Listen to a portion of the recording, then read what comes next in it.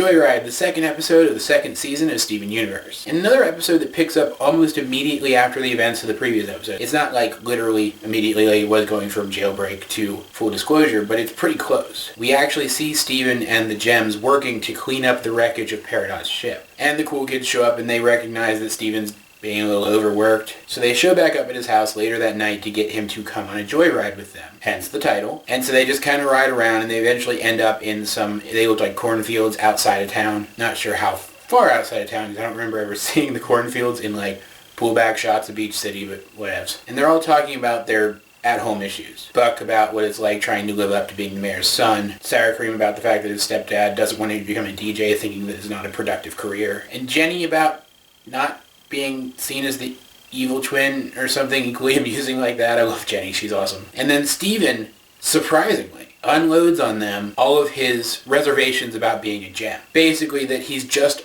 starting to understand how dangerous his life actually is. He talks about the fact that Jasper seems to think that he's his mom and wonders if he actually somehow is. And I absolutely love the cool kids here. I mean, I love the cool kids in general. They're great characters and good people. But I absolutely adore them here because they don't make fun of Steven thinking that his story is made up. They accept that he has a lot of stuff weighing on him, and they believe him, and in their own way try to offer him some emotional support. But all of that is interrupted when they notice a bright green glow coming from one of the cornfields, and they go and they find Peridot's escape pod sitting there in this field banged up, and they start taking pictures with it and stuff and just going nuts and having some fun. And then Steven climbs inside, and it activates, and it starts going on some attack routine or something. The other gems, of course, show up and almost kill Steven trying to disable the escape pod. Until it is Jenny Pizza, of all people, a regular human, who stands in front of Garnet, in between Garnet, her gauntlet, and the target of her punch, to tell her that Steven's there. This may very well be the most courageous moment in the entire series. I mean, yeah, Jenny doesn't know exactly how strong Garnet actually is. She hasn't witnessed all the things that we have. But she just saw these people summon weapons out of thin air and go postal on a spaceship. To get between any of the gems and their target takes iron cojones. And then after Steven is released from the escape pod and the gems start to go hard on him again, all of the cool kids stand up for Steven and point out that he's just a kid. He needs some break time every once in a while. And of course, the most important moment of this entire episode, the gems realize that they have been too hard on him and unground him from television. This is a revelation, guys.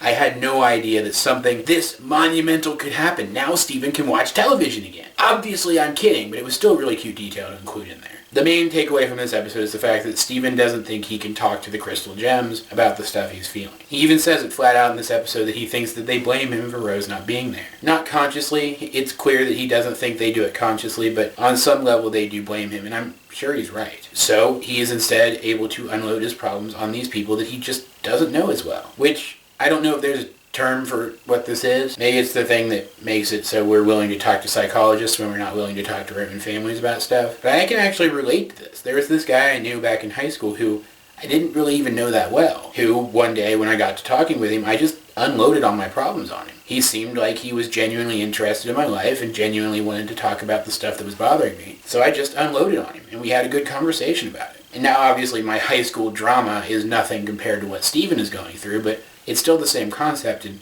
it was really interesting to see it portrayed in fiction here. So exactly, too. We, of course, also learned from this episode that Peridot is free somewhere in the area. She's actually really close by, which gives us an idea of who our overarching villain is going to be for the season, which is always a good thing to know in a show like Steven Universe, which at this point is becoming more and more serialized with each episode. Again, not one of my favorite episodes of the series, but unlike what I said about Full Disclosure in my last review, whereas Full Disclosure is an episode that I just don't really have a desire to go back and watch repeatedly, this is an episode that every time I go back and rewatch it, I'm surprised by how much I actually enjoy it. I think of the 2 episodes of this season so far, this is the better one. But, guys, what did you think of this episode? Let's get a discussion going in the comment section down below. Either way, this has been AJ22, and I will talk to you guys later.